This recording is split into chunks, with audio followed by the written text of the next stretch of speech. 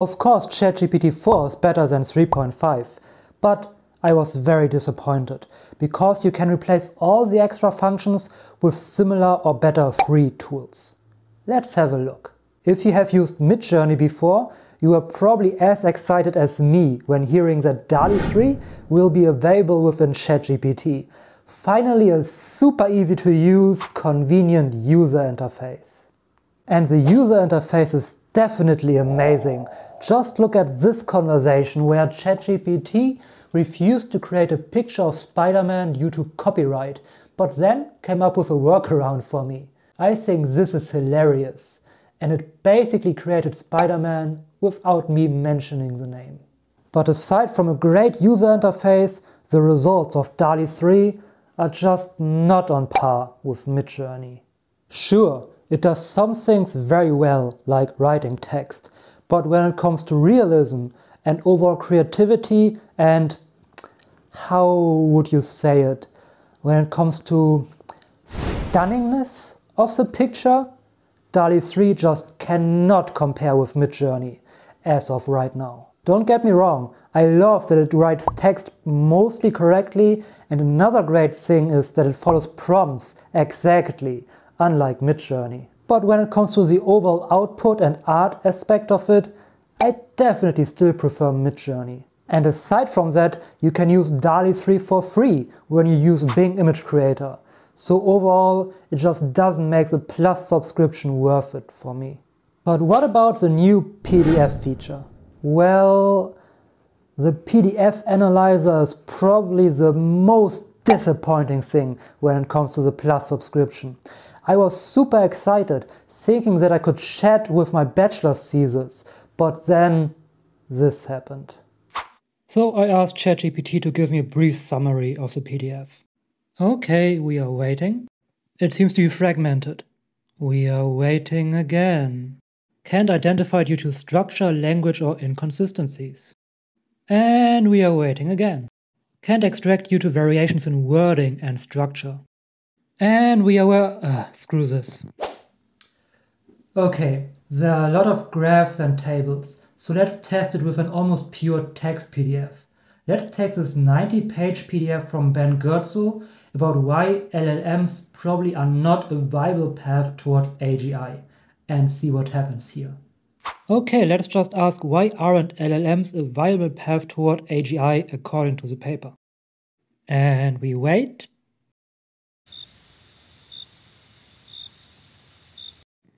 And we get a reply. But one thing I want to point out here is that it says the full paper would likely dive into more detail, implying that ChatGPT did not read the full paper? Anyway, let's continue talking to the PDF.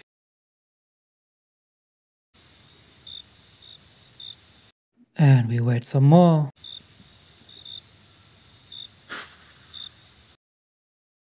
And even more waiting.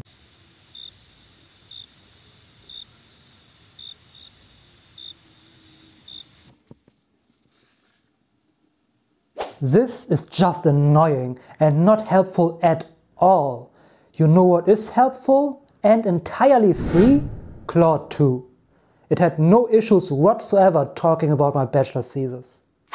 As you can see here, I just put in the document, ask for a summary, and there it is.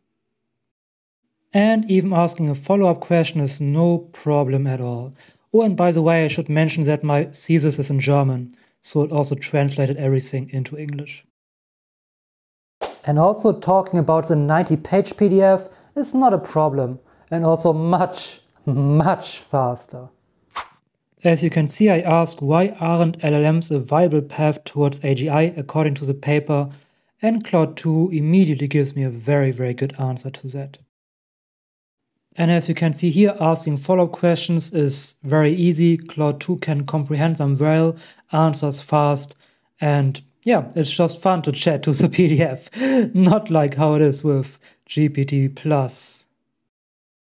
By the way, when you're outside the US or UK, you can use Claude 2 using Poe.com. So no need to pay for a Plus subscription for this feature. Okay, let's see what the next feature brings to the table. Vision. And you can do a lot with Vision, asking what certain objects are, how to do certain things, and so forth. I had this comment on one of my YouTube videos, so I made a screenshot and put it into Vision. And ChatGPT translates it out of the picture, which is very useful. Another use case I really like is finding titles and keywords for stock pictures very fast. And that works okay. Well, you know what else works okay? Google Bard. Bard had the Vision feature for quite a while now. And while you could argue it's slightly worse than ChatGPT's Vision, for my use case, it's basically the same. See, it also translates the language in the picture, and guess what? It's also entirely free. Let's move on to plugins, but before we do that, don't forget to hit the like button on this video if you found any value in it, or if you agree, or if you disagree. Basically, just give this video a thumbs up, I would highly appreciate it a lot. When it comes to plugins, I can't possibly look through them all in this video, so just a brief glance. Okay, so I say please create an Instagram post to compare ChatGPT, Google Bard and Claude 2. And many gurus tell you that ChatGPT can create stuff with Canva, but that's actually not what it does. It just pulls up templates, as you can see here. It doesn't create anything, it just shows you templates. And all of these templates are to compare 2 things, but I wanted to compare 3 things, so it didn't even really got this right. Not a very useful plugin in my opinion. Alright, moving on to Speech Key, a voice generator, and let's see how that works out.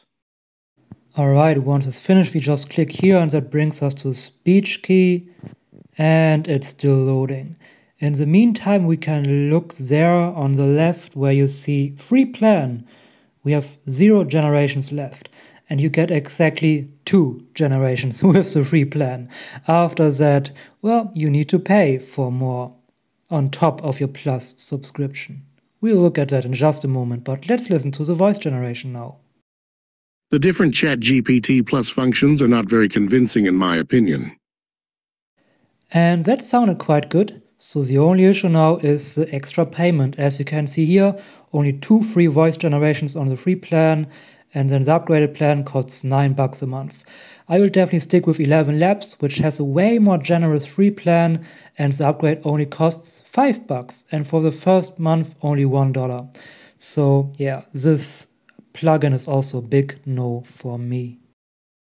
Alright, after all the sadness, it's time for finally something useful, don't you think? Yeah, me as well. So let's use Wolfram. And I'll start by giving ChatGPT an integral to calculate, and it pulls up Wolfram to calculate it, and as you can see, even give you a visual representation, which is pretty damn cool, I have to say. Alright, now let's also balance out a chemical equation and see what ChatGPT does with that. And it does pretty well, even gives us the equilibrium constant, so very cool to see that. Well, there you have it. Wolfram is an actually very useful, very cool plugin that I really like, so thumbs up. I just don't need it for anything. And as KB Roller in our community pointed out, if you know what you're doing, you can just pay for the Open API and build your own applications, which is really cool, so shout out to you.